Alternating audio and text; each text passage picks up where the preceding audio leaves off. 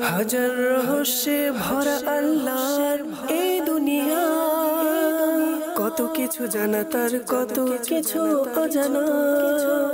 জানতে হলে সেই সব অজানা ঘটনা, দেখুন সবে কিছু কথা অজানা। আলহামদুলিল্লাহি রাব্বিল আলামিন, আসসালাতু ওয়াসসালামু আলা সাইয়্যিদিল মুরসালিন, আম্মা বা'দ, ফাউযু বিল্লাহি মিনাশ শাইতানির রাজিম, বিসমিল্লাহির রহমানির রহিম। আসসালাতু ওয়াসসালামু আলাইকা ইয়া রাসূলুল্লাহ ওয়া আলা আলিকা ওয়া আসহাবিকা ইয়া হাবিবাল্লাহ। আসসালাতু ওয়াসসালামু আলাইকা ইয়া নবিয়াল্লাহ ওয়া আলা আলিকা ওয়া আসহাবিকা ইয়া নূরাল্লাহ। মাদানী চ্যানেলের দর্শক আপনাদের সবাইকে জানাচ্ছি ঈদ মোবারক। দর্শক, আলহামদুলিল্লাহ ঈদের এই আনন্দঘন মুহূর্তকে আরও আমরা আনন্দ বাড়িয়ে দেওয়ার জন্য আপনাদের সামনে উপস্থিত হয়েছি অনুষ্ঠান কিছু কথা অজানা নিয়ে। আলহামদুলিল্লাহ আজকে আমাদের সাথে থাকবেন আমাদের নুরুদ্দিন ভাই। তিনি কিছুদিন আগে মদিনা শরীফ থেকে এসেছেন। তো আমরা আজকে ওনার কাছ থেকে শুনবো যে তিনি মদিনা শরীফে ওনার সময়টুকু কিভাবে কাটিয়েছেন, এবং সেই সাথে আরও অনেক কিছু ইনশাআল্লাহ আমরা শুনবো, জানবো, এবং অজানা কিছু কথা আপনাদেরকে শোনানোর চেষ্টা করব। আমাদের সঙ্গে থাকুন। সাল্লু আলাল হাবিব সাল্লাল্লাহু তাআলা আলা মুহাম্মদ সাল্লাল্লাহু আলাইহি ওয়াসাল্লাম। কিছু কথা অজানা, কিছু কথা অজানা, কিছু কথা অজানা, কিছু কথা অজানা। হাজার রহস্যে ভরা আল্লাহর এই দুনিয়া, কত কিছু জানা তার কত কিছু অজানা। জানতে হলে সেই সব অজানা ঘটনা, দেখুন সবে কিছু কথা অজানা, কিছু কথা অজানা। হুজুর, আরজ হচ্ছে যে আপনি কি প্রথম মদিনা শরীফ গিয়েছেন? জি, আলহামদুলিল্লাহ, আল্লাহ পাকের দয়ায় প্রথমে আমি মদিনা শরীফ যাওয়ার সৌভাগ্য হয়। চট্টগ্রাম এয়ারপোর্ট থেকে আমি মদিনা শরীফ এয়ারপোর্টে যাই, আলহামদুলিল্লাহ। এরপর মদিনা শরীফ এয়ারপোর্টে যাওয়ার সাথে সাথে একটা অনুভূতি চলে আসে যে আমি এখন মদিনা শরীফে আসছি। এটার সুশীতল বাতাস এবং সুগন্ধিময় যে পরিবেশ, এটাই বলে দিচ্ছিল যে আমি মদিনা শরীফ চলে এসেছি। হুজুর, তো আপনার অনুভূতিটা কিরকম ছিল যে প্রথমে যখন আপনি মদিনা শরীফ এয়ারপোর্টে আপনার বিমান যখন ল্যান্ড করলো এবং আপনি যখন মদিনা শরীফে আপনি উপস্থিত হলেন, হাজির হলেন, তখন আপনার অনুভূতিটা কেমন ছিল? আসলে এটা যে গিয়েছে অবশ্যই উনি বলতে পারে, যার যাওয়া হয়েছে উনি এটা সুন্দরভাবে ফিল করতে পারে। সবচেয়ে বড় কথা হচ্ছে আসলে মদিনা শরীফ এটা তো আমার প্রিয় নবী সাল্লাল্লাহু আলাইহি ওয়াসাল্লামের শহর। এটা আমার নবী করিম রউফুর রহিম সাল্লাল্লাহু আলাইহি ওয়াসাল্লামের শুভাগমনের কারণে, এখানে ওনার রওজা শরীফ থাকার কারণে আল্লাহ পাকের দয়ায় এই পুরো মদিনা শরীফের পরিবেশটা একটা মনোরম পরিবেশে রূপ ধারণ করেছে। পৃথিবীর আপনি যেই জায়গায় যান রাশেদ ভাই, আসলে দেখবেন মদিনা শরীফের চেয়ে উত্তম কোনো জায়গা আপনি আর খুঁজে পাবেন না। ওই মদিনা শরীফে যাওয়ার পর দেখা যায় আলহামদুলিল্লাহ আজ্জা ওয়াজাল অন্তরের মধ্যে একটা প্রশান্তি অনুভব হয়, এবং এটা অনুভব হয় যে আমি হয়তো জান্নাতি একটা পরিবেশে চলে এসেছি। অবশ্যই। আসলে সেখানে তো আমরা যারা মানুষ রয়েছে, বিশেষ করে মুসলমান যারা রয়েছে, আমাদের তো কিয়ামত পর্যন্ত বা যতদিন আমরা জীবিত থাকবো ততদিন বারবার হাজির হওয়ার, উপস্থিত হওয়ার সেই সৌভাগ্য আছে যে আমরা যদি তৌফিক আল্লাহ তাআলা দেন বা নসিবে সেরকম হয় যে আমরা সবসময় যেতে পারবো যখন ইচ্ছা। কিন্তু আল্লাহ তাআলার ফেরেশতারা এমন যে তারা হয়তো জীবনে কিয়ামত পর্যন্ত শুধু একবারই আসতে পারবে। একটা রিওয়ায়াত এরকম রয়েছে যে 70,000 সকালে আর 70,000 সন্ধ্যায় ফেরেশতারা আমার প্রিয় নবী হুজুর নূর সাল্লাল্লাহু আলাইহি ওয়াসাল্লামের পবিত্র দরবারে হাজির হওয়ার সৌভাগ্য পায়। যারা ওই ফেরেশতাদের মধ্যে যারা একবার হাজির হয়েছে আমার নবী করিম সাল্লাল্লাহু আলাইহি ওয়াসাল্লামের দরবারে, তারা কিয়ামত পর্যন্ত আর দ্বিতীয়বার আসার সৌভাগ্য পাবে না। শুধুমাত্র মানুষ হিসেবে আমরা এটা চিন্তা করতে পারি যে একজন গুনাহগার হয়েও অনেকেই অসংখ্যবার, একবার না কয়েকবার হাজির দেওয়ার সৌভাগ্য পাচ্ছে। তো এটা আমি মনে করি আমার প্রিয় নবী সাল্লাল্লাহু আলাইহি ওয়াসাল্লামের উম্মতের প্রতি একটা বিশেষ দয়া, যে গুনাহগার হওয়া সত্ত্বেও যেখানে নিষ্পাপ ফেরেশতারা একবারের চেয়ে বেশি আসার সৌভাগ্য পাচ্ছে না, ওখানে গুনাহগার উম্মত আমার প্রিয় নবী হুজুর নূর সাল্লাল্লাহু আলাইহি ওয়াসাল্লামের ওসিলাই কয়েকবার হাজির দিয়ে নিজের গুনাহ ক্ষমা চাওয়ার একটা সৌভাগ্য হচ্ছে। আচ্ছা হুজুর, আমি আপনাকে জিজ্ঞেস করবো যে প্রথমেই যেরকম আমরা মদিনা শরীফের যে সবুজ গম্বুজ আমরা দেখি, তো সেটা আমরা তো ছবিতে দেখি, অনেকে বিভিন্ন টেলিভিশনের মাধ্যমে দেখে থাকে, মিডিয়ার মাধ্যমে দেখে থাকে, বা আমরা দেখেছি, কিন্তু যখন আপনি সেটা নিজের স্বচক্ষে কপালের চোখে দেখলেন তখন আপনার অনুভূতিটা কেমন ছিল?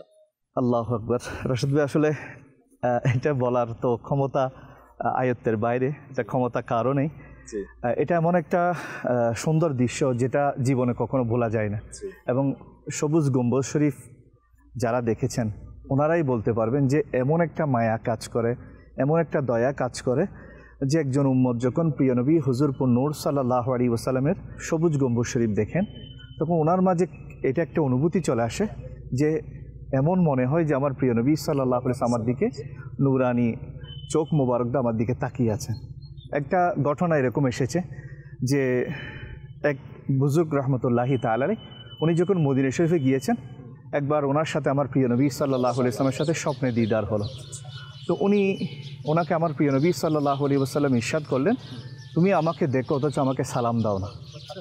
তখন ওই বুজুর্গ রহমতুল্লাহ বললেন যে ইয়া রাসূলুল্লাহ সাল্লাল্লাহু আলাইহি ওয়াসাল্লাম, আমি তো আপনাকে দেখি নেই, সালাম তো দেখার পরই দেয়।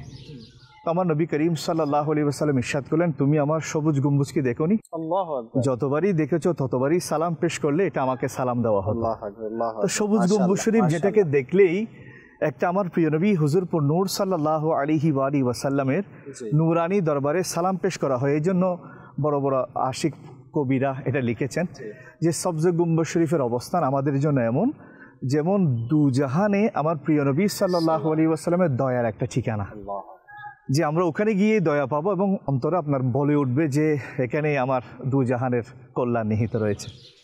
হুজুর, আরো হচ্ছে যে অনেকে এমন আছেন আমাদের দর্শক যারা সবুজ গম্বুজের ইতিহাস, যে হুজুর পাক সাল্লাল্লাহু আলাইহি ওয়াসাল্লামের রওজা শরীফের উপর যে সবুজ গম্বুজ রয়েছে সেই ইতিহাসটা সম্পর্কে অনেকে জানে না বা জানতে চায়। আপনি যদি একটু আমাদের দর্শকদেরকে বলতেন সেটা কবে নির্মিত হয়েছে? জি রাশেদ ভাই, আসলে সবুজ গম্বুজ এটা আমার প্রিয় নবী সাল্লাল্লাহু আলাইহি ওয়াসাল্লামের রওজা শরীফের উপর অবস্থিত। ইতিহাসে এটা রয়েছে, ইসলাম ইতিহাসের মধ্যে, যে প্রথমে আমার প্রিয় নবী হুজুর নূর সাল্লাল্লাহু আলাইহি ওয়াসাল্লামের রওজা শরীফের উপর কোনো গম্বুজ ছিল না। আচ্ছা। এর পরবর্তীতে কাঠ দ্বারা একটা গম্বুজ শরীফ নির্মাণ করা হয়। আচ্ছা। যেটা এর পরবর্তীতে এটা বাদামি রঙের ছিল, কাঠ দ্বারা যেটা নির্মিত ছিল। আচ্ছা আচ্ছা আচ্ছা। এর পরবর্তীতে ওই গম্বুজ শরীফের কালারটা বাদামি রঙের করা হয়। আচ্ছা। এরপর নীল এবং বেগুনি কালারের রূপান্তরিত হয়। এরপর 1253 সালে ওসমানীয় সাম্রাজ্যের সময় এটা যিনি রাজা ছিলেন, ওনার বাদশাহ ছিলেন, ওনার আদেশেই এটা সবুজ গম্বুজ আকৃতিতে অর্থাৎ সবুজ কালার এটা রূপান্তরিত হয়, যেটা এখনো পর্যন্ত আশিকদের অন্তর জুড়িয়ে যায়, চোখ জুড়িয়ে যায়, অন্তরটা খুশিতে ভরে যায়। এবং দেখবেন আপনি প্রকৃতিকে সবাই ভালোবাসে, যেমন আমরা আজকে এখানে প্রাকৃতিক পরিবেশে এসেছি, তো এই প্রকৃতিকে দেখার জন্য লোকেরা সর্বদা চেষ্টায় থাকে, যে কোনো সময় পেলে বের হয়ে যায়। এই প্রাকৃতিক যে রং সেটা হচ্ছে সবুজ। এই প্রাকৃতিক সেই রঙের সাথে আমার প্রিয় নবী সাল্লাল্লাহু আলাইহি ওয়াসাল্লামের সবুজ গম্বুজ শরীফের কতই না মিল।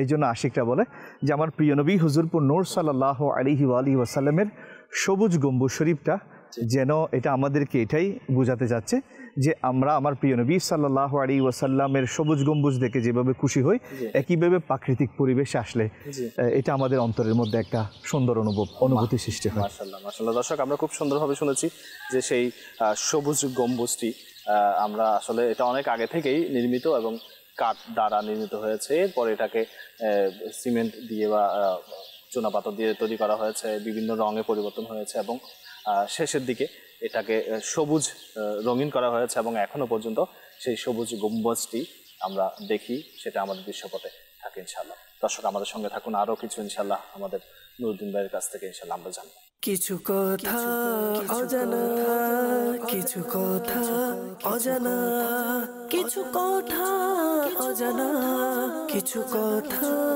অজানা, হাজার রহস্যে ভরা আল্লাহর এই দুনিয়া, কত কিছু জানা তার, কত কিছু অজানা। হুজুর, আমরা শুনেছি যে মদিনা শরীফে অনেক কবুতরও নাকি আছে, তো সে ব্যাপারে যদি আপনি কি কোনো কবুতর দেখেছেন? জি আলহামদুলিল্লাহ। মদিনা শরীফের হেরম শরীফের একটু বাইরে কবুতর চত্বর নামে একটা জায়গা রয়েছে। আচ্ছা, এখানে কবুতররা অবস্থান করে। তো এগুলোকে লোকেরা কিছু দানা কিনে, শস্য গম এগুলো কিনে ওদেরকে খাওয়ার জন্য দেয়। আমির আহলে সুন্নাত দামাত বরকাতুহুল আলিয়া মাহফিলে মদিনা অনুষ্ঠানের মধ্যে বলেছেন যে আমি যখন যুবক অবস্থায় যেতাম তো আমি এটা চেষ্টা করতাম মদিনা শরীফের কবুতরের যেখানে তাদের উভয় পা রাখত ওই পদচিহ্নের উপর আমি হাত বুলিয়ে সেটাকে সম্মান করতাম, সেটা চুমু দিতাম। কেন? দুনিয়ার অন্যান্য কবুতরের মর্যাদা থাকুক বা না থাকুক, মদিনা শরীফের কবুতরের মর্যাদা অনেক। কেননা একটা ঘটনা আনোয়ারে কুতুবে মদিনা নামক কিতাবের মধ্যে এসেছে যে একবার হেরম শরীফের, মদিনা শরীফ এবং মক্কা শরীফ উভয় হেরমের যারা পরিচালনা পরিষদের দায়িত্বে রয়েছেন, ওনারা একবার সিদ্ধান্ত নিল যে মদিনা শরীফের পুরো এরিয়াটা, পুরো এলাকাটা পরিষ্কার পরিচ্ছন্নতা রাখার নিমিত্তে কবুতরগুলোর শস্য দানা যেগুলো দেওয়া হয় সেগুলো দেওয়া বন্ধ করা হোক। মানে যারা হাজি আছেন, যারা উমরাকারী আছেন, জিয়ারতকারীরা শস্যগুলো না দেয় এবং কবুতরও যাতে এখান থেকে চলে যায়। যেহেতু শস্য পাবে না, খাবার পাবে না, সেখানে কবুতর থাকবে না। জি জি, সেটা স্বাভাবিক। তো দেখা গেল লোকেরা দেখলো, আরব শরীফের লোকেরা, মদিনা শরীফের লোকেরা দেখলো যে লোকেরা অনেকদিন পর্যন্ত প্রশাসনের নিষেধাজ্ঞার কারণে তারা শস্য দানা ফেললো না, কিন্তু ওই কবুতরগুলো কবুতর চত্বর ছাড়ছে না। তারা যেন ছাড়ছে না, তারা যেন এটাই বলছে যে আমরা না খেয়ে দুনিয়া থেকে চলে যাব, তারপর আমার প্রিয় নবী সাল্লাল্লাহু আলাইহি ওয়াসাল্লামের এই অলিগলি ছাড়বো না। তো লোকেরা দেখতে পেল যে ওই কবুতরগুলো এসে প্রিয় নবী সাল্লাল্লাহু আলাইহি ওয়াসাল্লাম এর মসজিদে নববী শরীফের আশেপাশে এলাকার ফয়েজ এবং বরকত অর্জন করছে। খাবার না পাওয়ার কারণে ওরা ওখান থেকে সরে যাচ্ছে না, বরং তারা আল্লাহ তাআলার রাস্তায় যেন নিজের প্রাণ উৎসর্গ করে দিচ্ছে। আল্লাহ রাসূল সাল্লাল্লাহু আলাইহি ওয়াসাল্লামের ভালোবাসায় নিজের প্রাণটা উৎসর্গ করছে, কিন্তু এরপরে মদিনা ছাড়ছে না। আল্লাহু আকবার। যখন এই দৃশ্য মদিনাবাসীরা এবং আরব শরীফের লোকেরা এটা দেখলো, তখন তারা সরকারের কাছে, যারা প্রশাসন ছিল তাদের কাছে চিঠি লিখলো যে আপনারা নিজে চোখে এসে দেখুন, আপনাদের বিশ্বাস না হলে, যে এখানে মদিনা শরীফের মধ্যে মদিনা শরীফের মহব্বতে কবুতরগুলো কিভাবে নিজের প্রাণকে উৎসর্গ করছে, আপনারা দেখুন। তো পরবর্তীতে লোকেরা যখন এটা বারবার একটা মেসেজ প্রশাসনের কাছে দিচ্ছে, তখন প্রশাসনের লোকেরা এসে এটা আবার পুনর্বহাল করলো যে কবুতরও থাকবে, কবুতরের শস্য দেওয়া এটাও অব্যাহত থাকবে, এবং এই কবুতরগুলো আমার প্রিয় নবী সাল্লাল্লাহু আলাইহি ওয়াসাল্লামের মহব্বতে সর্বদা এখানে থেকে এই আমার প্রিয় নবী সাল্লাল্লাহু আলাইহি ওয়াসাল্লামের দেশের ফয়েজ এবং বরকত অর্জন করবে। মাশাআল্লাহ, মাশাআল্লাহ। দর্শক, আমরা খুব চমৎকার কথা শুনেছি যে সাধারণত আমরা মনে করি যে শস্য দানার জন্য কবুতরগুলো সেখানে আছে, কিন্তু আসলে না, ওখানে সেই কবুতরগুলো এই জন্য আছে যে আমার রাসূল সাল্লাল্লাহু আলাইহি ওয়াসাল্লামের ভালোবাসার কারণেই সেখানে আছে। হুজুর, আমরা তো উস্তুনে হান্নানার কথা শুনেছি, খেজুর গাছের কথা শুনেছি, যেটা সেটা তো মৃত, তাই না? তো সেই ব্যাপারে যদি আপনি আমাদেরকে একটু বলতেন। আসলে এটা আমরা কিতাবের মধ্যে পাই যে উস্তুনে হান্নানা, এটা একটা খেজুর গাছের ডাল, মতান্তরে খেজুর গাছের একটা বৃক্ষ ছিল, কাণ্ড ছিল, যেটাতে হেলান দিয়ে আমার প্রিয় নবী হুজুরপুর নূর সাল্লাল্লাহু আলাইহি ওয়াসাল্লাম খুতবা ইরশাদ করতেন, বয়ান করতেন। তো যখন মসজিদে নববী শরীফের সম্প্রসারণ করা হলো, এটাকে যখন সুন্দরভাবে পুনর্নির্মাণ করা হচ্ছে, তখন ওই গাছটাকে, ওই কাণ্ডটাকে সরিয়ে ফেলা হলো। তো যেই প্রথম খুতবা আমার প্রিয় নবী সাল্লাল্লাহু আলাইহি ওয়াসাল্লাম মিম্বর শরীফে উঠে, মেহরাব শরীফে উঠে, মিম্বরে উঠে যেই দিবেন, হঠাৎ শোনা যাচ্ছিল সাহাবায়ে কেরাম আলাইহিম রিদওয়ান সহ আমার প্রিয় নবী সাল্লাল্লাহু আলাইহি ওয়াসাল্লাম শুনতে পেলেন ছোট একটা বাচ্চার মতো অথবা কোনো একটা মানুষের কান্নার আওয়াজের মতো একটা আওয়াজ আসছে। আমার প্রিয় নবী হুজুরপুর নূর সাল্লাল্লাহু আলাইহি ওয়াসাল্লাম যখন দেখলেন যে ওই খেজুরের ঢাল থেকেই কান্নার আওয়াজ বের হচ্ছে, তো রিওয়ায়াতের মধ্যে রয়েছে আমার নবী করিম সাল্লাল্লাহু আলাইহি ওয়াসাল্লাম ওই কাণ্ডটার কান্না দেখে কিছুক্ষণ কান্না করলেন, সাহাবায়ে কেরাম আলাইহিম রিদওয়ান ওনারাও কান্না করলেন। এমন একটা দৃশ্য সৃষ্টি হলো যে সবাই বুঝতে পারলো যে আমরা আশরাফুল মখলুকাত হয়ে, সৃষ্টির সেরা হয়ে আমার নবী করিম সাল্লাল্লাহু আলাইহি ওয়াসাল্লামকে মহব্বত করছি না, বরং একটা খেজুর গাছের ঢালও আমার নবী করিম সাল্লাল্লাহু আলাইহি ওয়াসাল্লামের সোহবতে আসার কারণে এটার মধ্যেও প্রাণ সঞ্চার হয়েছে, এটার মধ্যে একটা সজীবতা সৃষ্টি হয়েছে, এটার মধ্যে একটা মহব্বত সৃষ্টি হয়েছে। আমার প্রিয় নবী সাল্লাল্লাহু আলাইহি ওয়াসাল্লামের সেই অবয়ব মোবারকটা এমন পবিত্র অবয়ব যে অবয়বের সাথে যে কোনো নিষ্প্রাণ জিনিস লাগে সেটাতে প্রাণের সঞ্চার হয়। আর ওই সাহাবী রাদিয়াল্লাহু তাআলা সাহাবায়ে কেরাম আলাইহিমুর রিদওয়ানগণও দেখলেন, তখন আমার নবী করিম সাল্লাল্লাহু আলাইহি ওয়াসাল্লাম ওই উস্তুনে হান্নানা যে তুমি যদি কথা বললেন এবং এটা বললেন যে তুমি যদি চাও তোমাকে এখানে লাগিয়ে দেওয়া হবে মসজিদ নববী শরীফের পাশে, এবং তোমার মধ্যে বিভিন্ন ফল আসবে, অর্থাৎ খেজুর আসবে, জীবিত থাকবে। তুমি এখান থেকে তোমার কাছ থেকে লোকেরা ফায়দা নিবে, উপকার গ্রহণ করবে। আর এটাও যদি চাও যে তুমি সর্বদা জান্নাতে আমার সাথে থাকবে। আমরা তো দুনিয়াকে অনেক সময় স্থায়ী মনে করি, কিন্তু আমার প্রিয় নবী সাল্লাল্লাহু আলাইহি ওয়াসাল্লামের কিছুক্ষণ সোহবতের কারণে একটা খেজুর গাছের কাণ্ডের মধ্যে অনুভূতি এসেছে আমি দুনিয়াতে থাকলে সর্বোচ্চ 500 বছর থাকবো, 1000 বছর থাকবো, 2000 বছর থাকবো, কিন্তু যদি আমি জান্নাতে আমার প্রিয় নবী সাল্লাল্লাহু আলাইহি ওয়াসাল্লামের প্রতিবেশী হতে পারি তাহলে আবাদুল আবাদ, চিরস্থায়ীভাবে 1000 কোটি বছর পর্যন্ত, যেটার কোনো শেষ নাই, ওই সময় পর্যন্ত আমি আমার নবী করিম সাল্লাল্লাহু আলাইহি ওয়াসাল্লামের সংস্পর্শ পাওয়ার, কাছাকাছি থাকার সৌভাগ্য পাবো। তো সেই খেজুর গাছ কি নিল, দুনিয়া নাকি আখিরাত? জি আলহামদুলিল্লাহ, ওই খেজুর গাছ উস্তুনে হান্নানা আখিরাতের সেই অফারটা গ্রহণ করলো। সে উস্তুনে হান্নানা বলল যে আমি চাই ইয়া রাসূলুল্লাহ সাল্লাল্লাহু আলাইহি ওয়াসাল্লাম জান্নাতে আপনার পাশাপাশি কোনো একটা জায়গায় আমি খেজুর গাছ হিসেবে আপনার সোহবতের মধ্যে থাকতে চাই। আমার নবী করিম সাল্লাল্লাহু আলাইহি ওয়াসাল্লাম জান্নাতের গাছ হিসেবে ওটাকে কবুল করলেন এবং সেটাকে দাফন করে দিলেন। বলা হচ্ছে মসজিদে নববী শরীফের মেহরাবের যেটা জায়গা রয়েছে ওই জায়গার নিচে ওই উস্তুনে হান্নানাকে দাফন করা হয়েছে। তো আসলে রাশেদ ভাই দেখেন, একটা গাছ, একটা খেজুর গাছের ডাল আমার প্রিয় নবী সাল্লাল্লাহু আলাইহি ওয়াসাল্লামকে যদি মহব্বত করে, আমরা আমার নবী করিম সাল্লাল্লাহু আলাইহি ওয়াসাল্লামের উম্মত হয়ে কেন আমার নবী করিম সাল্লাল্লাহু আলাইহি ওয়াসাল্লামকে মহব্বত করার সৌভাগ্য পাবো না? এটা পাওয়াটা হচ্ছে সবচেয়ে বড় সৌভাগ্য, না পাওয়াটাই হচ্ছে সবচেয়ে বড় আমি মনে করি দুর্ভাগ্য। কেননা যে প্রিয় নবী সাল্লাল্লাহু আলাইহি ওয়াসাল্লাম আমাদেরকে এত কিছু ব্যবস্থা করে দিয়েছেন, মাগফিরাতের সুসংবাদ শুনে রাশেদ ভাই আপনি যখন মদিনা শরীফে যাবেন আপনি এটা 100 বুঝে আসবে, আমার নবী করিম সাল্লাল্লাহু আলাইহি ওয়াসাল্লাম যদি চাইতেন জান্নাতুল ফিরদৌসে থাকতে পারতেন, কিন্তু আমার নবী করিম সাল্লাল্লাহু আলাইহি ওয়াসাল্লাম মদিনা শরীফ অবস্থান করছেন এই কারণে যেন উম্মতরা আমার নবী করিম সাল্লাল্লাহু আলাইহি ওয়াসাল্লামের দরবারে হাজির হয়, আর হাজির হয়ে আল্লাহ পাকের পক্ষ থেকে মাগফিরাত লাভ করে। আল্লাহ পাক আমাদের সবাইকে আমার নবী করিম সাল্লাল্লাহু আলাইহি ওয়াসাল্লামের মোহাব্বত দ্বারা ধন্য করুক। কিছু কথা অজানা, কিছু কথা অজানা, কিছু কথা অজানা, কিছু কথা অজানা, হাজার রহস্যে ভরা আল্লাহর এই দুনিয়া, কত কিছু জানা তার কত কিছু অজানা, জানতে হলে সেই সব অজানা ঘটনা দেখুন সবে কিছু কথা অজানা, কিছু কথা অজানা।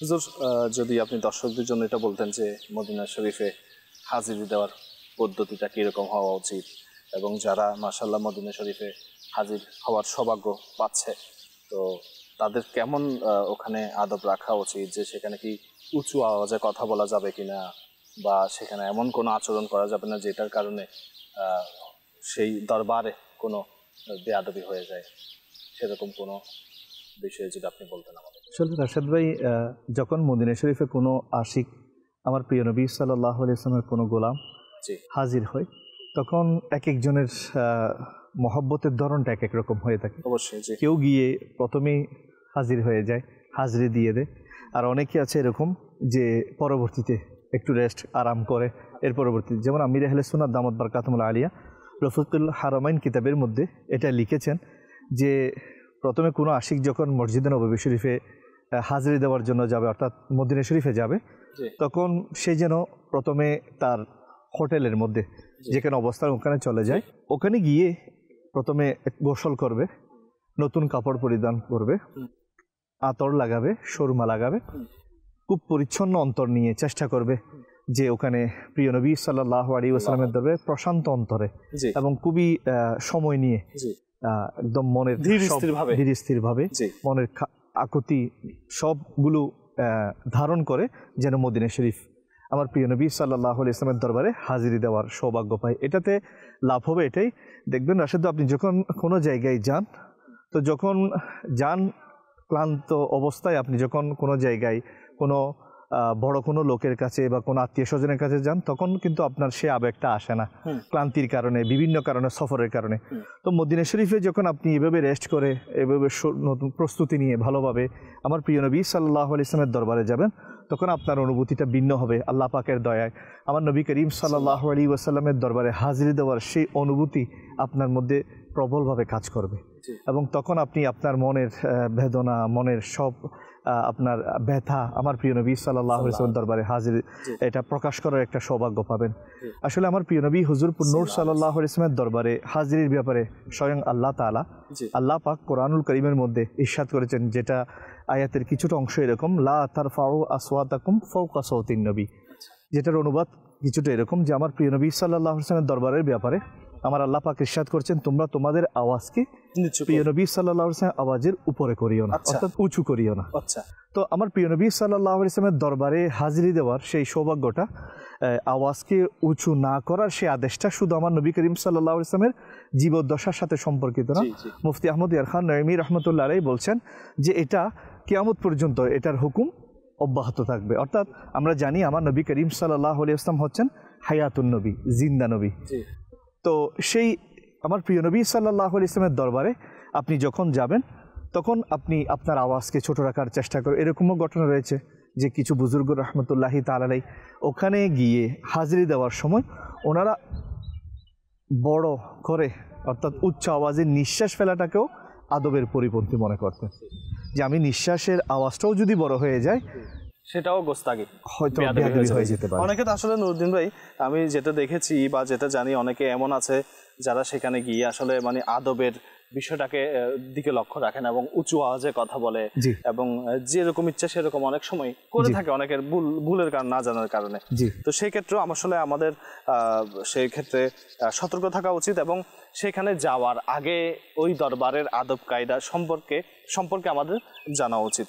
হুজুর, একটা বিষয় জানার ছিল যে অনেক লোক এমন আছে যে বলে থাকে যে আমি এত টাকা খরচ করে এখানে এসেছি, আমাকে মাত্র 7 দিন রেখেছে, 5 দিন রেখেছে, 10 দিন রেখেছে, আমাকে এমন খেতে দেয়নি, আমার সাথে এমন ব্যবহার করা হয়েছে, এরকম বিষয়গুলো বলে থাকে। এগুলো নিয়ে অনেক ঝগড়া বিবাদ হয়ে থাকে যারা হজে যান বা মদিনা শরীফ যান।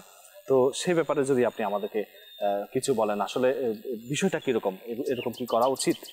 আসলে রাশেদ ভাই, প্রথমত আপনাকে দেখতে হবে আপনি সফরে বের হয়েছেন। পৃথিবীর সবচেয়ে পবিত্র এবং সেরা সফর।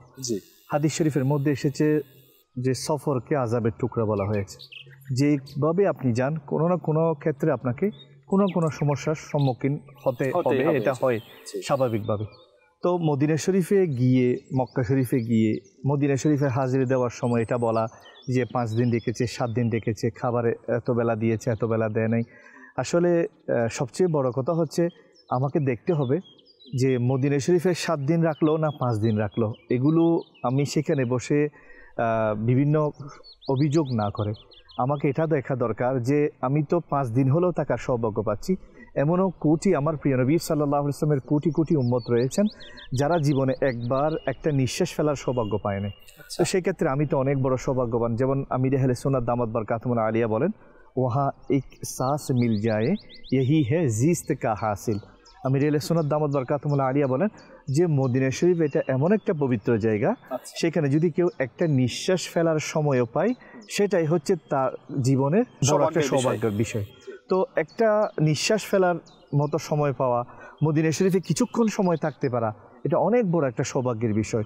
তো সেখানে আমার প্রিয় নবী সাল্লাল্লাহু আলাইহি ওয়াসাল্লামের ওসিলাই, আল্লাহ পাকের দয়ায় আপনি যে মদিনা শরীফ 5 দিন, 3 দিন, 7 দিন থাকার সৌভাগ্য পাচ্ছেন, আমি তো বলবো কয়দিন থাকছেন সেটা নয়, 1 ঘন্টা সময় যদি পান মদিনা শরীফের দরুদ শরীফ পাঠে ব্যস্ত থাকেন, মসজিদে নববী শরীফে বসে বসে সবুজ গম্বুজ শরীফ দেখে দেখে আমার প্রিয় নবী সাল্লাল্লাহু আলাইহি ওয়াসাল্লামের ওসিলা নিয়ে আল্লাহর দরবারে দোয়া করতে থাকেন, এবং আমার নবী করিম সাল্লাল্লাহু আলাইহি ওয়াসাল্লামের সবুজ গম্বুজ শরীফ দেখে এটা বলেন, আসআলুকা শাফাআতা ইয়া রাসূলুল্লাহ, ইয়া রাসূলুল্লাহ, আপনার কিয়ামতের ময়দানে আপনার সুপারিশ আমি ভিক্ষা চাচ্ছি, আপনার সুপারিশ চাচ্ছি, আপনি আমাকে দুনিয়া এবং আখিরাতে, বিশেষ করে কিয়ামতের দিন আপনার সুপারিশ দিয়ে আমাকে ধন্য করবেন।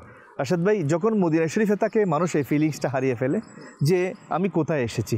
যখন ওখান থেকে চলে আসে তখন হা হুতাশ করে যে হাই, আমি তো মদিনা শরীফের সময়টা খুবই অবহেলার মধ্যে কাটিয়ে দিয়েছি। আপনি চলে আসার পর আফসোস করলে কোনো লাভ হবে না, যতক্ষণ থাকবেন, যেমন আমার একটা অভিজ্ঞতা আমি শেয়ার করি রাশেদ ভাই, যখন মদিনা শরীফে এয়ারপোর্টে আমি নামার সৌভাগ্য পেয়েছি, তখন ওখানে বিভিন্ন হাজিরা গিয়েছে। তো আমাদের কাফেলার সাথে যারা গিয়েছে ওখানে সবাই একসাথে বাস উঠতে পারে নাই, অনেকে নতুন মানুষ গিয়েছে, তারা বাস পর্যন্ত পৌঁছাতে সময় লাগতেছে। এখানেও সময় আপনাকে 1 ঘন্টা 2 ঘন্টা ওয়েট করতে হবে, আপনাকে বাস তো একজনকে নিয়ে যাবে না। তো সেক্ষেত্রে আপনি এটা ধৈর্য ধারণ করে, যেমন আমি যে ওখানে ছিলাম এখানেও বিভিন্ন লোকেরা কথা বলছিল, তো আমি চিন্তা করলাম যে আমি এটা দেখলাম রাশেদ ভাই, যে লোকেরা বিভিন্ন ধরনের কথা বলার পরিবর্তে, অভিযোগ করার পরিবর্তে যদি দরুদ শরীফ পাঠ করে, ওরা 1 ঘন্টা 2 ঘন্টা কথা বলার মধ্যে আপনার 1000-2000 বার দরুদ শরীফ পাঠ হয়ে যায়।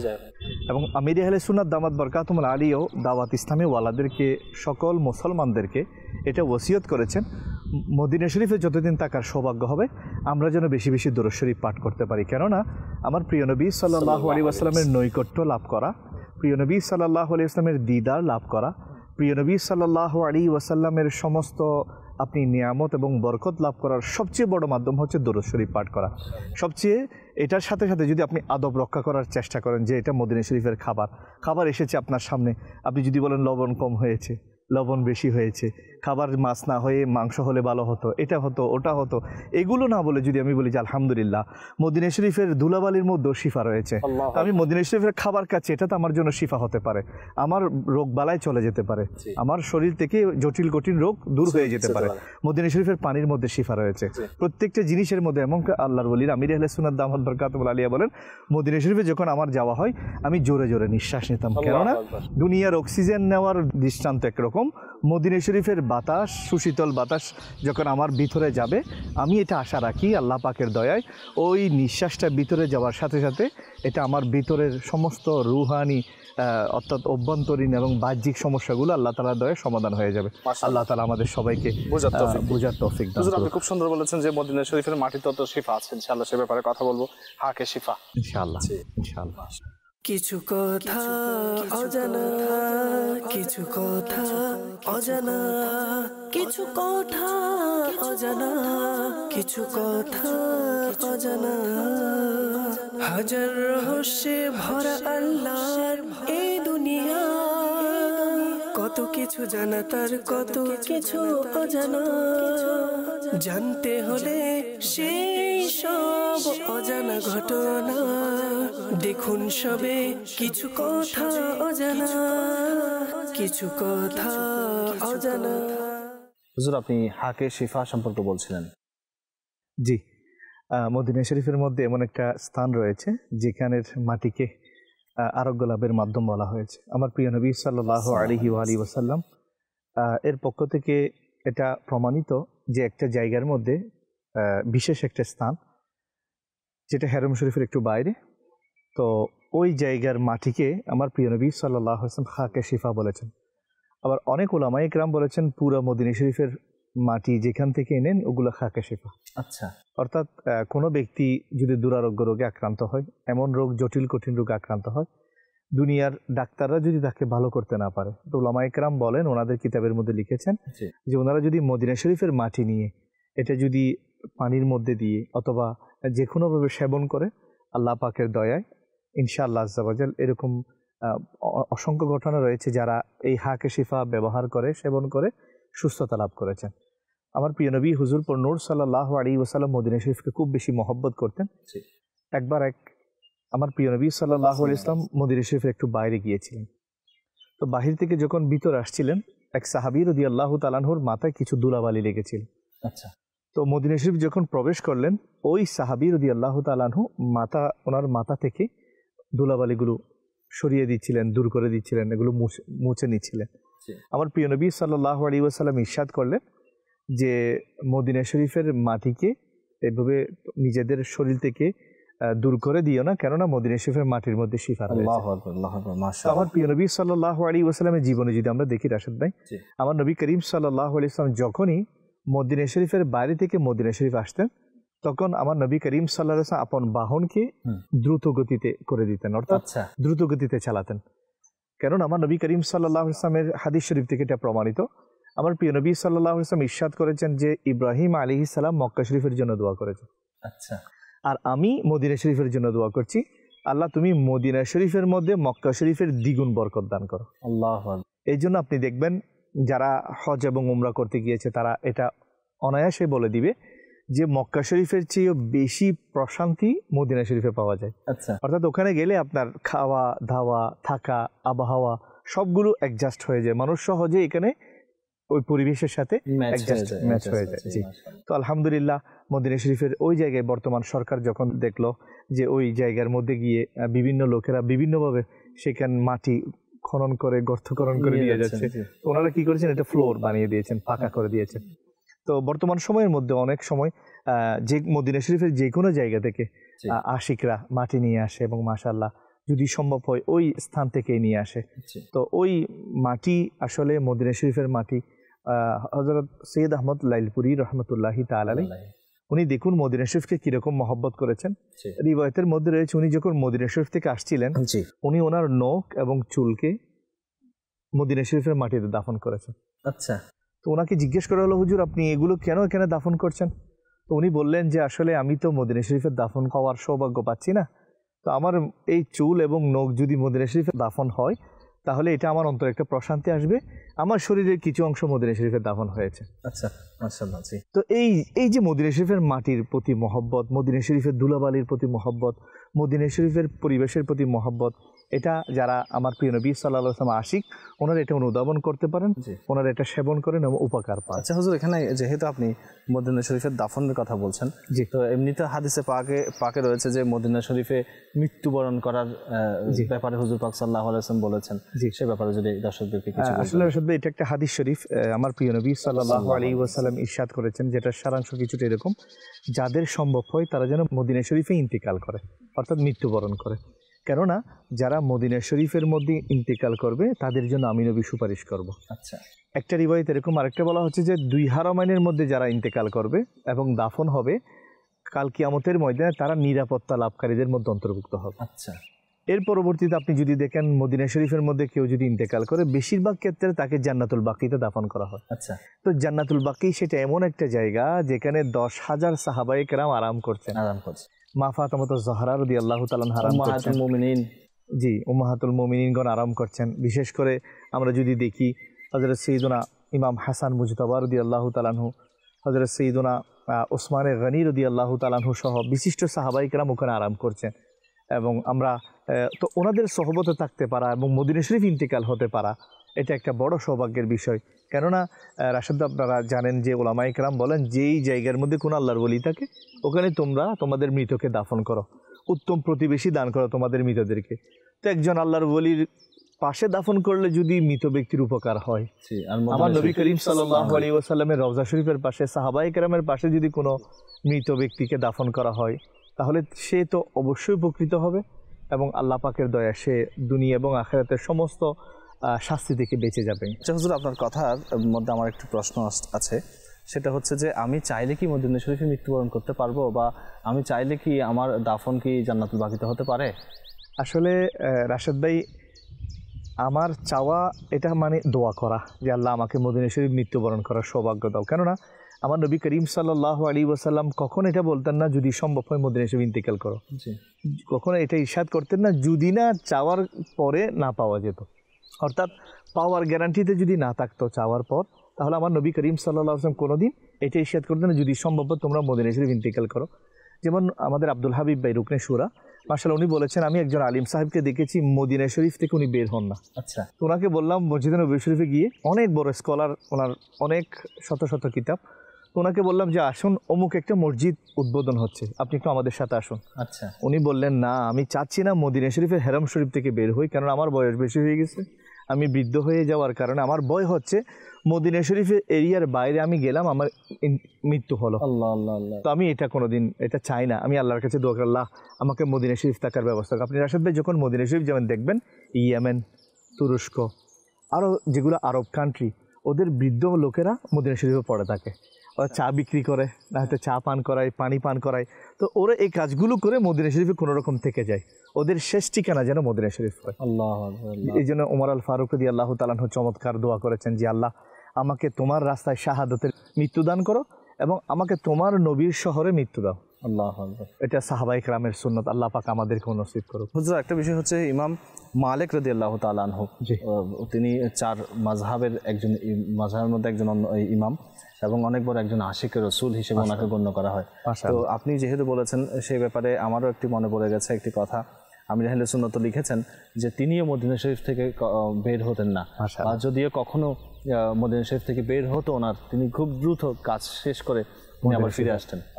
তার ওনার ব্যাপারে যদি কিছু আপনি বলতেন। আসলে আশিকে রসুলদের যদি লিস্ট আপনি দেখেন রাশাদ ভাই, সবচেয়ে টপ ক্লাসের আশিকে রসুলদের মধ্যে একজনের নাম হচ্ছে হযরত সাইয়্যিদুনা ইমাম মালিক রাহমাতুল্লাহ আলাইহি, যিনি বলেন যে আমি আমার জীবনে এমন কোনো রাত নাই যে রাতে আমি আমার নবীর সাথে দিদার হয় না। আল্লাহু আকবার। প্রতি রাতে আমার প্রিয় নবী সাল্লাল্লাহু আলাইহি ওয়াসাল্লামের সাথে দিদার লাভ করার সৌভাগ্য ইমাম মালিক রাহমাতুল্লাহ আলাইহি পেয়েছেন। ইমাম মালিক রাহমাতুল্লাহ আলাইহি কখনো বাহনে আরোহণ করেন নাই, ওনাকে মদিনা শরীফে তো ওনাকে বলা হলো যে আপনি এত দামি দামি আপনার ঘোড়া আছে, এত বাহন আছে, আপনি এগুলোতে আরোহণ কেন করেন না? উনি বলেন যে আসলে আমার লজ্জা হয়, যেই জমিনের উপর, যেই মাটির উপর, যেই শহরের উপর প্রিয় নবী সাল্লাল্লাহু আলাইহি ওয়াসাল্লামের কদম শরীফ পড়েছে, ওই জমিনের উপর আমি আমার বাহনের পাকে কিভাবে চালাবো, এটার উপর আরোহণ করে কিভাবে চালাবো। তো সেই জন্য ইমাম মালিক রহমতুল্লাহি তাআলা আলাইহির আসলে অনেকগুলো ঘটনা আছে, তোর মধ্যে থেকে একটি ঘটনা, ইমাম মালিক রহমতুল্লাহি তাআলা আলাইহি সর্বদা আমার প্রিয় নবী হুজুরপুর নূর সাল্লাল্লাহু আলাইহি ওয়াসাল্লামের মহব্বতটা প্রকাশ করার জন্য সর্বদা এটা, অর্থাৎ প্রিয় নবী সাল্লাল্লাহু আলাইহি ওয়াসাল্লামের মহব্বতে সর্বদা উনি নিজে আত্মহারা হিসেবে থাকতেন, অর্থাৎ আমার নবী করিম সাল্লাল্লাহু আলাইহি ওয়াসাল্লামের মহব্বতে উনি সর্বদা এটা ওনার মধ্যে বিরাজ করতো মহব্বতটা। তো ইমাম মালিক রহমতুল্লাহি তাআলা আলাইহি ব্যাপারে ওনার সামনে একবার এক ব্যক্তি বলল মদিনা শরীফের মাটি ভালো না। আচ্ছা। তো ইমাম মালিক রহমতুল্লাহ আলাইহি যেহেতু মুফতি ছিলেন, বড় ইমাম ছিলেন, ইমাম মালিক রহমতুল্লাহ আলাইহি বললেন যে তাকে এখান থেকে বের করে দাও আর 30টা বেত দিয়ে আঘাত করো। আচ্ছা, জি, তার এই কথাটা বড়ই মারাত্মক কথা, কেননা মদিনা শরীফের কোনো জিনিস খারাপ হতে পারে না। আল্লাহু আকবার। তো আমির আহলে সুন্নাত দামাত বারকাতুহুল আলিয়া এটা বারবার আমাদেরকে নির্দেশ দেন মদিনা শরীফে গিয়ে কোনো যাতে সমালোচনা না হয়। এক ব্যক্তি, একটি ঘটনা এরকম আছে, দই খেয়েছে, তো দই খেয়ে বললো যে মদিনা শরীফের দইগুলো টক বেশি। কথা খুবই সিম্পল কথা, আমরাও স্বাভাবিকভাবে খাবার খাই, মনে করেন যে কোনো জায়গায় গেলে ওই এলাকার আমটা মিষ্টি, এলাকার আমটা টক, এলাকার এই ফলটা বলে ফেলি অনেক সময়, কিন্তু অন্যান্য শহর আর মদিনা শরীফের মধ্যে পার্থক্য থাকা উচিত। একজন মুমিন সে সর্বদা মদিনা শরীফকে উপরে রাখবে আর কথা বলার সময় খুব ব্যালেন্স রক্ষা করবে। তো এক ব্যক্তি বলল মদিনা শরীফের দই টক। তো রাতে ওই ব্যক্তি যখন ঘুমালো, আমার নবী করিম সাল্লাল্লাহু আলাইহি ওয়াসাল্লামের সাথে দিদার হলো। আমার নবী করিম সাল্লাল্লাহু আলাইহি ওয়াসাল্লাম এটা ইরশাদ করলেন, তুমি মদিনা শরীফ থেকে বের হয়ে যাও, কেননা তুমি আমার এই শহরের একটা জিনিসের সমালোচনা করেছো। আল্লাহ আল্লাহ। সকালে উঠে কান্নাকাটি শুরু করলো, বড় বড় উলামায়ে কেরামের কাছে গেল, হুজুর আমি দেখেছি প্রিয় নবী সাল্লাল্লাহু আলাইহি ওয়াসাল্লামের পক্ষ থেকে আমাকে শহর থেকে বের হয়ে যাওয়ার আদেশ দেওয়া হয়েছে, আপনি কিছু বলুন, আপনারা একটু সুপারিশ করুন। তখন ওই উলামায়ে কেরাম চমৎকার বলেছেন, ওই উলামায়ে কেরাম বলেন যে যাকে আমার নবী করিম সাল্লাল্লাহু আলাইহি ওয়াসাল্লাম বের করেন তাকে মদিনা শরীফে প্রবেশ করার কেউ নাই, কারণ আমার নবী হচ্ছে রহমতুল্লিল আলামিন। ওই রহমতুল্লিল আলামিন সাল্লাল্লাহু আলাইহি ওয়াসাল্লাম যখন তোমার উপর অসন্তুষ্ট হয়েছেন, পৃথিবীর কারো সাধ্য নেই যে তোমাকে এখানে সুপারিশ করে ভিতরে আনবে। যেমন কালকে আমির আহলে সুন্নাত দামাত বারকাতুহুল আলিয়া মাহফিলে মদিনার অনুষ্ঠানে বলেছেন, এক আশিকে রসুল যাচ্ছিলেন মসজিদ নববী শরীফের মধ্যে, তো এক বড় পয়সাওয়ালা সম্পদশালী বাদশাহ, এক এলাকার প্রশাসক, উনি গিয়ে ওনার সুন্দর একটা কার্পেট বিছিয়েছেন, ওখানে বসে উনি আরামও করেন আবার নামাজও পড়েন। তো ওই আশিকে রসুল যখন যাচ্ছেন, তো ওনার পায়ে একটু ময়লা ছিল, আবর্জনা ছিল, তখনকার সময় তো এরকম যে একটু ধুলাবালি ছিল, ওই কার্পেটের উপর যখন গিয়েছে ওই বাদশা রাগান্বিত হয়ে গেল, এই তুমি বের হও, আমার এই কার্পেটের উপর তুমি ময়লা যুক্ত পানি দাঁড়িয়েছ, এটা তুমি এখান থেকে বের হও, আর ভবিষ্যতে কখন এখানে আসবা না। এটা বলেছে, আশিক রসুল মনে কষ্ট পেয়েছে, চলে গিয়েছে। রাতে যখন সে এশারের নামাজ পড়ে ওই কার্পেটে ঘুমালো, আমার প্রিয় নবী সাল্লাল্লাহু আলাইহি ওয়াসাল্লামের সাথে তার দিদার হলো। আমার নবী করিম সাল্লাল্লাহু আলাইহি ওয়াসাল্লাম ইরশাদ করলেন, যে কার্পেটে আমার আশিক দাঁড়াতে পারবে না ওই কার্পেট তুমি মদিনা শরীফে বিছিয়ে যাও, ওই কার্পেট তুমি তুলে নিয়ে যাও, তোমার ওইরকম কার্পেট আমার দরকার নেই, এটা নিয়ে যাও, এই কার্পেটও তুমি এখানে বিছিয়ে না, যে কার্পেটের উপর আমার আশিক দাঁড়াতে পারবে না। তো মদিনা শরীফের কথা বলার সময় খুবই হুঁশিয়ার। এই জন্য কবিরা সুন্দর বলেন, যা এখানে আদবের জায়গা, এখানে কদমে কদমে মঞ্জিল। আমরা বলি না এই জায়গাটা পবিত্র জায়গা, এই জায়গাটা পবিত্র জায়গা। মদিনা শরীফে এরকম কোনো জায়গাই নাই যেটা পবিত্র হয় না এরকম। আল্লাহ প্রতিটা স্থানই পবিত্র। যেমন আমরা এবছর যারা আমরা গিয়েছি হেরম শরীফের পিছনে এখানে গিয়েছি, তো এক আলিমে দিন বড় চমৎকার বলতেছে এখানেই আবু বকর সিদ্দিক রাদিয়াল্লাহু তাআলা আনহুর হাতে ওমর আল ফারুক সর্বপ্রথম বায়াত গ্রহণ করে। আচ্ছা, এই তো পবিত্র জায়গাটা। এটা ওনারা একটা খেজুর বাগান করে রেখেছেন। তো আমি বললাম যে আসলে এখানে তো কোন জায়গা এমন আছে যেটা পবিত্র, তার মানে মঞ্জিল নয়, যেটাতে দোয়া কবুল হয় না। আল্লাহ পাক আমাদেরকেও এই পবিত্র জায়গা দেখার তৌফিক দান করুন। হুজুর মাশাআল্লাহ, আপনি খুব চমৎকার কথা বলেছেন এবং এই শিক্ষণীয় কিছু বিষয়। আমার যেটা শেষ একটা প্রশ্ন আপনার কাছে, যেটা আপনি বলেছিলেন যে আমি আপনাকে বলেছিলাম যে মদিনা শরীফ চাইলে কি কেউ মারা যেতে পারে ইচ্ছাকৃতভাবে, এটা কীভাবে সম্ভব আপনি বলেছেন, কিন্তু এর ডিটেলস আমি যদি আপনি আপনার সাথে কি আপনি কোনো কিতাবে পড়েছেন বা কোনো কিছু আপনার হয়েছে? আসলে রাশেদ ভাই কিতাবে তো পড়েছি।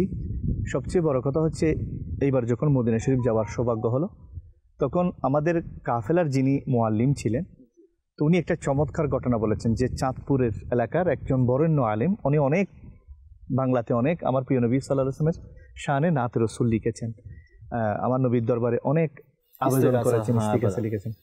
তো উনি সর্বশেষ যেবার মদিনা শরীফ গিয়েছেন ওই মুআল্লিম ওনার সাথে ছিলেন, ওনার খেদমতের মধ্যে ছিলেন। তো বললেন যে উনি সর্বদা কান্না করতেন যে আমি মদিনা শরীফ ইন্তেকাল হতে চাই। তো উনি যাওয়ার আগে নাকি ওনার দরবার, উনি একজন পীর সাহেবের ছেলে ছিলেন, উনিও বড় পীর ছিলেন, অনেক বড় আলিম ছিলেন, অনেক কিতাবও লিখেছেন। তো উনি নাকি সবাইকে বলে গিয়েছেন আমার আব্বার কবর শরীফ এখানে আছে, আমার কবর এখানে হবে না, আমার কবরটা জান্নাতুল বাকিতে হবে। সবাই তো অবাক, এগুলো কি বলতেছে? বলতেছে তোমাদের সাথে মনে হয় এটা আমার আর দেখা হবে না, এটাই তোমাদের সাথে আমার শেষ দেখা। উনি গেলেন, তো মদিনা শরীফে 8 দিন থাকলেন।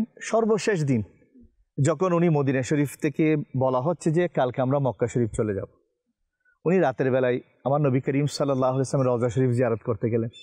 ওখানে কি দোয়া করেছেন উনি বলতেছেন, কাফেলার উনি বলতেছেন মুআল্লিম আমি জানি না, যিনি বর্ণনাকারী বলতেছেন উনি কি দোয়া করেছে জানি না। সকালে আমাদের বাস রেডি মক্কা শরীফ যাওয়ার জন্য, আমরা সবাই প্রস্তুতি নিচ্ছি মক্কা শরীফ উঠব।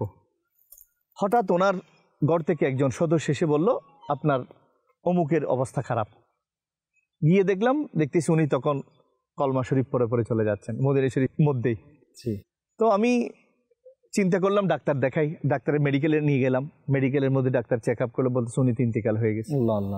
ইন্তেকাল হলো, ওনার দোয়া কবুল হলো। আচ্ছা এখন দাফন করতে হবে।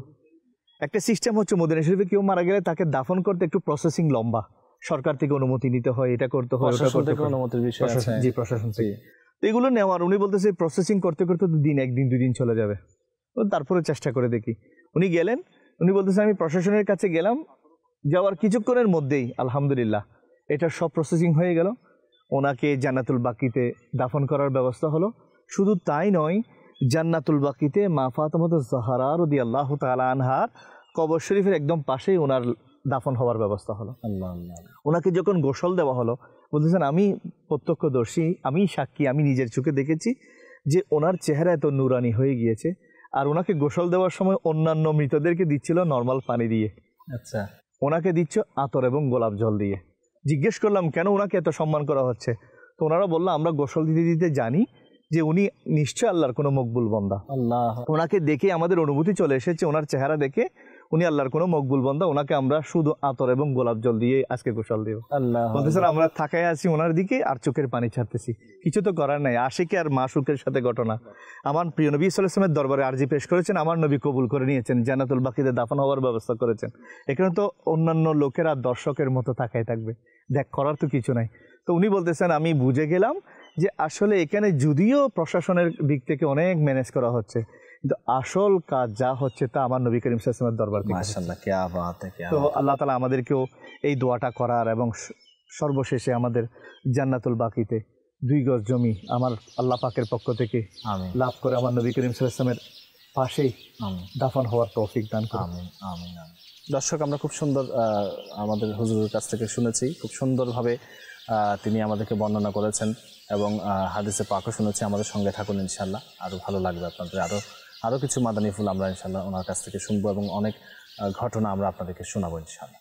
কিছু কথা অজানা, কিছু কথা অজানা, কিছু কথা অজানা, কিছু কথা অজানা।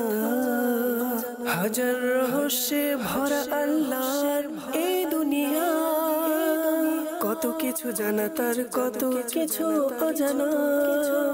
জানতে হলে সেই সব অজানা ঘটনা দেখুন সবে কিছু কথা অজানা, কিছু কথা অজানা।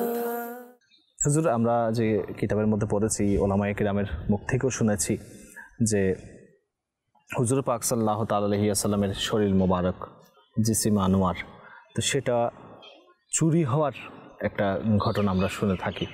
তো সে ব্যাপারে আমাদেরকে বলবেন, এবং সাথে সাথে আম্বিয়া কেরাম আলাইহিমুস সালামগণের যে দেহ মোবারক এখনও যে কবরের মধ্যে, মাজার শরীফের মধ্যে অক্ষত, সে ব্যাপারে একটু আমাদেরকে আপনি বলবেন। জি, আসলে রাশেদ ভাই, আমরা প্রথমত এটা জেনে নিই যে আম্বিয়া কেরাম আলাইহিমুস সালামগণ ওনারা কবরের মধ্যেও জীবিত আছেন, এবং ওনারা জীবদ্দশায় যেভাবে ছিলেন এইভাবে ওনারা অবস্থান করছেন। যেমন একটি ঘটনা আমরা সবাই জানি, মাদানী চ্যানেলের দর্শক শ্রোতা যারা আছেন তারাও জানে, যে আমার প্রিয় নবী সাল্লাল্লাহু আলাইহি ওয়াসাল্লাম ইরশাদ করেছেন যে আমি মেরাজ রাতে যখন ঊর্ধ্ব আকাশের দিকে গমন করছিলাম, তখন আমি আমার ভাই মূসাকে তার কবরের মধ্যে নামাজরত অবস্থায় দেখেছি। তো বোঝা যাচ্ছে আম্বিয়া কেরাম আলাইহিমুস সালামগণ তাদের আপন আপন মাজার শরীফের মধ্যে জীবিত। হাদিস শরীফ আমরা জানি যে আমার প্রিয় নবী সাল্লাল্লাহু আলাইহি ওয়াসাল্লাম একটা হাদিস শরীফ এরকম যে ইন্নাল্লাহা হাররামা আলাল আরদি আন তাকুলা আজসাদাল আনবিয়া, যে নিশ্চয় আল্লাহ পাক মাটির জন্য এটা হারাম করে দিয়েছেন যে ওই মাটি নবীদের শরীর মোবারককে স্পর্শ করবে বা গ্রাস করবে। তো আমার প্রিয় নবী সাল্লাল্লাহু আলাইহি ওয়াসাল্লাম সহ সমস্ত আম্বিয়া কেরাম আলাইহিমুস সালামগণ ওনারা আপন আপন কবর শরীফের মধ্যে জীবিত আছেন, এবং ওনারা যেভাবে সংসার জীবন অতিবাহিত করেছেন এইভাবে রওজা শরীফের মধ্যে ওনাদেরকে রিজিকও দেওয়া হচ্ছে। ওনাদের জন্য আল্লাহ পাক এটা প্রশস্ত করে দিয়েছেন। ওনারা যেভাবে জীবদ্দশায় ছিলেন এইভাবে ওনাদেরকে কবর শরীফের মধ্যে থাকার ব্যবস্থা করে দেওয়া হয়েছে। তো সেক্ষেত্রে এটা যখন ইসলামের একটা মৌলিক বিষয় আমরা জানি, তো ইসলামের যারা চিরশত্রু তারাও যুগে যুগে বিভিন্নভাবে মুসলমানদেরকে কিভাবে দুর্বল করা যায় মানসিকভাবে, এবং তাদের ঈমানকে কিভাবে দুর্বল করা যায়, এই ষড়যন্ত্রে সর্বদা লিপ্ত ছিল। এরই একটি প্রয়াস যেটা আপনি বলেছেন যে তারা একটা চেষ্টা করেছিল 557 হিজরিতে হযরত নুরুদ্দিন জঙ্গি রহমতুল্লাহি তাআলা আলাইহির সময়কালীন, উনি তখন বাগদাদের বাদশাহ ছিলেন। আচ্ছা। তো অনেকে গভর্নর বলা হচ্ছে এক মতামত মোতাবেক। তো উনি যখন এটা বাগদাদের দায়িত্বে ছিলেন, তখন হঠাৎ উনি একদিন রাতে ঘুমালেন। তো উনি রাতে স্বপ্নে দেখছেন যে আমার প্রিয় নবী সাল্লাল্লাহু আলাইহি ওয়াসাল্লাম ওনার স্বপ্নে তশরিফ এনেছেন এবং আমাকে ইরশাদ করছেন। উনি বলছেন যে আমাকে ইরশাদ করছেন যে এই দুজন নীল চক্ষু বিশিষ্ট ব্যক্তি থেকে আমাকে বাঁচাও। আচ্ছা। নুরুদ্দিন জঙ্গি রহমতুল্লাহ বলছেন আমি প্রথমবার উঠে বসে গেলাম, একটু আতঙ্কিত হয়ে গেলাম, এটা আমি কি দেখলাম। মনে বিভিন্ন ধরনের প্রশ্ন আসছিল, এটা কি আমি সত্যি দেখলাম কিনা। পরবর্তীতে আমার স্মরণে আসলো যে আমার প্রিয় নবী সাল্লাল্লাহু আলাইহি ওয়াসাল্লামের অবয়ব তো শয়তান নিতে পারে না, অন্য কেউ এটা ধোঁকা দেওয়ার কোনো সম্ভাবনা নেই। তো রূপ যখন ধারণ করতে পারে না, তা আমি অবশ্যই এটা দেখেছি। তারপর উনি বলছেন আমি শুয়ে গেলাম, দ্বিতীয়বার আমি একই স্বপ্ন দেখলাম। এরপর আমি 2 রাকাত নফল নামাজ পড়ে আল্লাহর কাছে দোয়া করি যে আল্লাহ এটা আমি কি দেখছি, এত বড় ষড়যন্ত্র হচ্ছে, আল্লাহ তুমি এটার কোনো সুরাহা বের করে দাও, কোনো সমাধান বের করে দাও। উনি বলছেন যে দ্বিতীয়বার স্বপ্ন দেখার পর আমি আরেকবার যখন ঘুমালাম তখন একই স্বপ্ন দেখলাম। 3বার যখন একই স্বপ্ন দেখলেন, ইব্রাহিম আলাইহিস সালাম ও ইসমাইল আলাইহিস সালামকে যে জবে করেছেন এটার ক্ষেত্রে 3বার স্বপ্ন দেখেছেন আমরা জানি। আচ্ছা। যে প্রথমবার স্বপ্ন দেখেছেন, দ্বিতীয়বার স্বপ্ন দেখেছেন, তৃতীয়বার দেখার পর কনফার্ম হলেন যে আল্লাহ তাআলা আমার সন্তানকে আল্লাহর রাস্তায় কোরবানি করার জন্য বলছে। আচ্ছা। ওই যেদিন উনি বুঝতে পেরেছেন ওই দিনের নাম ইয়মে আরফা হয়েছে, পরিচয় লাভের দিন। আচ্ছা। তো 3বার কোনো স্বপ্ন দেখা এবং সেটাতে যে নির্দেশনা দেওয়া হচ্ছে সেটা বারবার শোনা মানে হচ্ছে এটা আল্লাহ তাআলার পক্ষ থেকে ইশারা হচ্ছে। উনি কি করলেন, সকালেই উঠে উনি ওই এলাকার বাদশার সাথে কথা বললেন যে আমি এরকম একটা স্বপ্ন দেখেছি, আমাকে এরকম কিছু কাজ করতে হবে। তো বাদশা বলল ঠিক আছে, আপনি আর দেরি করবেন না, আপনি সৈন্যবাহিনী নিয়ে বগদাদ থেকে কোথায় চলে যান, মদিনা শরীফে চলে যান। ওখানে গিয়ে আপনি যে কোনো পদ্ধতিতে ওই আমার প্রিয় নবী সাল্লাল্লাহু আলাইহি ওয়াসাল্লামের যারা শত্রু, যারা এই ষড়যন্ত্র করার জন্য এসেছে, তাদেরকে আপনি প্রতিহত করুন। উনি ওই সকালেই যাত্রা শুরু করলেন 16,000 সৈন্য নিয়ে। 17 দিনে উনি মদিনা শরীফ, বগদাদ থেকে মদিনা শরীফ পৌঁছলেন। তখনকার সময় তো ঘোড়া, ওটের উপর বাহন ছিল।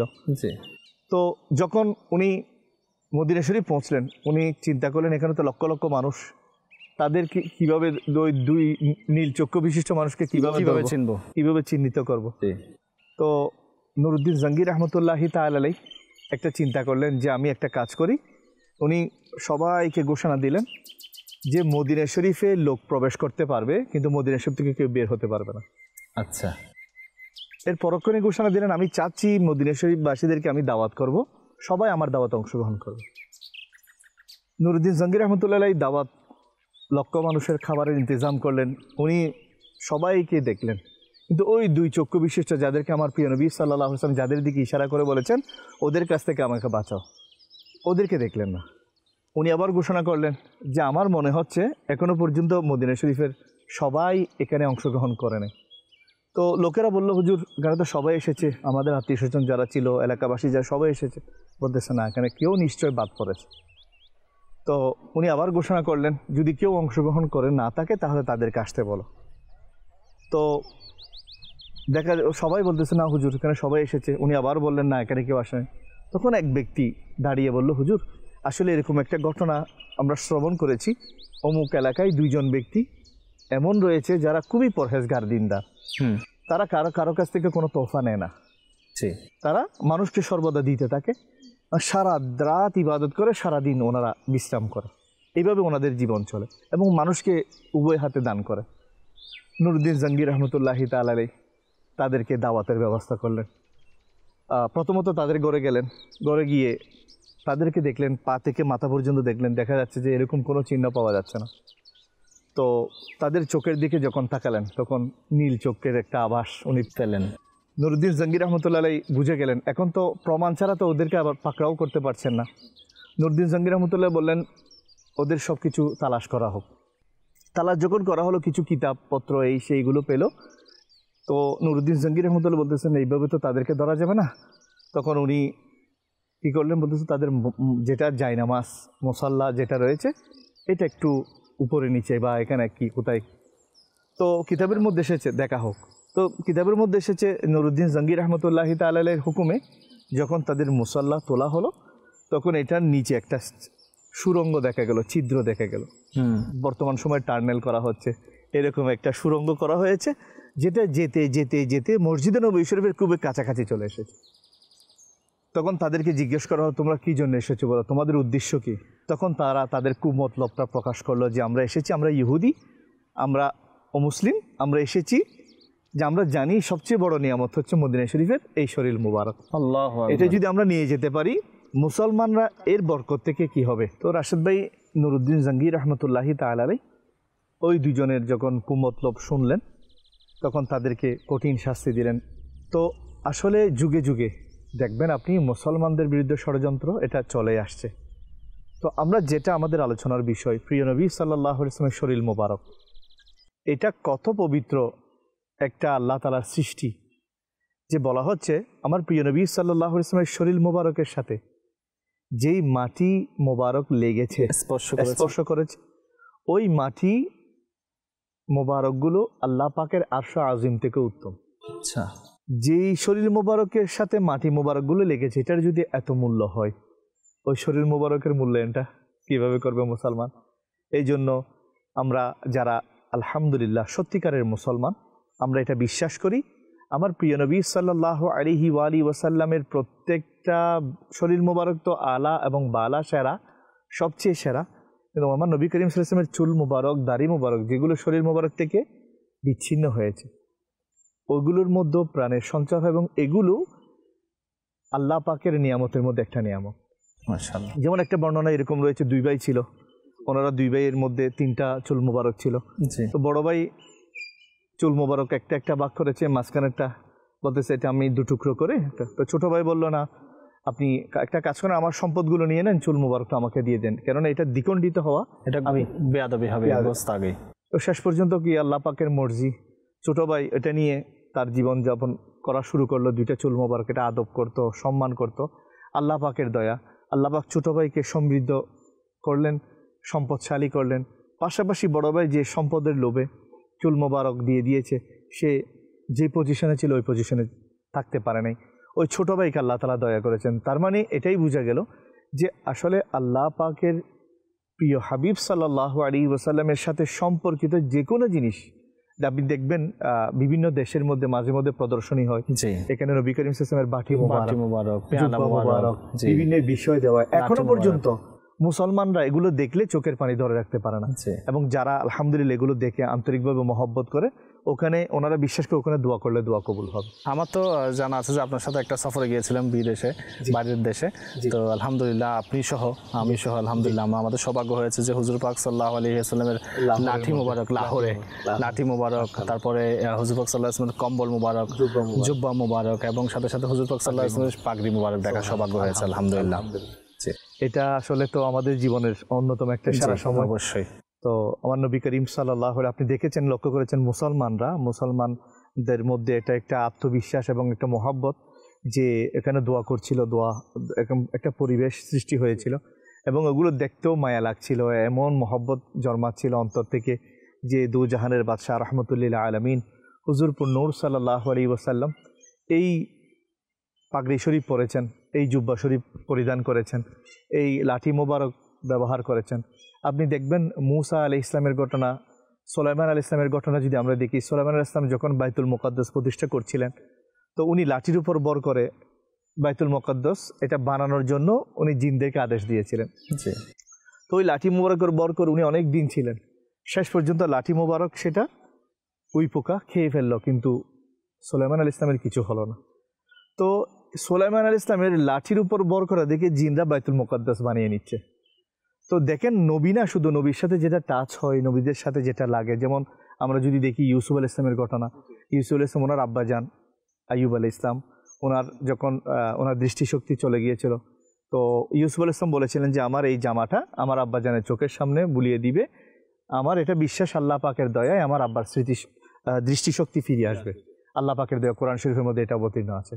আল্লাহ পাক আমাদেরকেও তবরুকাতের বরকত, বিশেষ করে আসলে আমরা ভাগ্যবান, আমার নবী করিম সাল্লাল্লাহু আলাইহি ওয়াসাল্লামের এত উচ্চ মর্যাদা সম্পন্ন প্রিয় হাবিব সাল্লাল্লাহু আলাইহি ওয়াসাল্লামের উম্মত হওয়ার সৌভাগ্য পেয়েছি, ওনার তবরুকাতগুলো জিয়ারত করার সৌভাগ্য পাচ্ছি, ওনার প্রিয় অবয়ব শরীফ বিশেষ করে শরীর মোবারকের আলোচনা করার সৌভাগ্য পাচ্ছি, কেননা সেরা জিনিসের আলোচনাও সেরা হয়ে থাকে। আল্লাহ তাআলা আমাদেরকে তৌফিক দান করুন। আমিন আমিন। দর্শক, আমরা খুব সুন্দর কিছু সময় কাটিয়েছি আমাদের নুরুদ্দিন ভাইয়ের সাথে, এবং ওনার মদিনা শরীফের সফরের সম্পর্কে আমরা অনেক কিছু শুনেছি, এবং সাথে সাথে সেই সম্পর্কিত কিছু মাদানী ফুল আমরা আপনাদেরকে শুনিয়েছি। দর্শক, আজকের মতো আমরা আপনাদের কাছ থেকে বিদায় নিচ্ছি।